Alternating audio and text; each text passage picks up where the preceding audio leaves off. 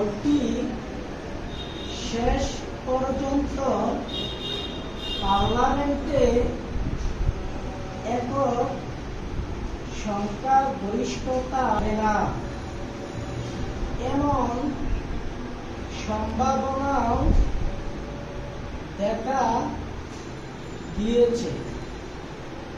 National rally যদি পার্লামেন্টে একক সংখ্যাগরিষ্ঠতা পায় তা হবে ফ্রান্সের ইতিহাসে বড় এক বাকবদল। কারণ